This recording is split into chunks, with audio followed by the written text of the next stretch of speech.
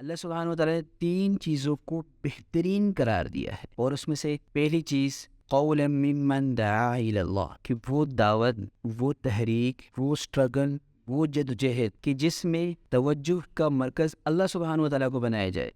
جس میں لوگوں کو اللہ سبحانہ وتعالی کے ساتھ جوڑا جائے۔ فرمایا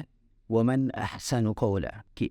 اس سے بہترین بات کس کی ہوگی، یعنی اس کو بہترین بات قرار دیا ہے۔ دوسرے نمبر پہ اس کا کریکٹر وہ عاملہ صالحہ والا، کہ اس کے اعمال نیک ہو، یہ دوسری بہترین چیز اللہ سبحانہ وتعالیٰ نے اس کو قرار دیا ہے۔ اور تیسری چیز اور اس کا کریکٹر اور لیبل وہ بھی اننی من المسلمین، کہ وقال یوں کہے کہ میں مسلمان ہوں۔ یعنی 3 چیزیں اللہ سبحانہ وتعالیٰ نے اس آیت کے اندر ذکر کر دی ہے۔ اور وقال اننی من المسلمین، یہ ٹائٹل، یہ صرف یہاں پہ اس کا تذکرہ بہترین بات نہیں قرار دی، بلکہ دوسری آیات کے اندر اس کو فرمایا وَسَمَّاكُمُ الْمُسْلِمِينَ، کہ یہ جو ٹائٹل اور یہ جو لیبل ہے، اور اس کو اللہ سبحانہ وتعالیٰ نے خود تمہارا یہی ٹائٹل اور یہی نام تمہارا رکھا ہے، یہی لیبل تمہارا لگایا ہے کہ جب تمہیں اپنا تعارف کرانا ہو، جب تمہیں اپنا انٹروڈکشن کرانا ہو، تو تم اسی جو ٹائٹل کو اور اسی لیبل کو استعمال کرو، وَسَمَّاكُمُ الْمُسْلِمِينَ، کہ تمہارا نام مسلمان رکھا ہے، من قبل وفی ھذا، یعنی اس سے پہلے بھی جتنے ادیان گزرے ہیں، اس سے پہلے بھی جتنے شرائع گزرے ہیں، جتنے بھی مذاہب گزرے ہیں، اس میں بھی تمہارا نام یہی رکھا گیا ہے، اور اس قرآن کے اندر بھی تمہارا نام یہی مسلمان رکھا ہے۔ تو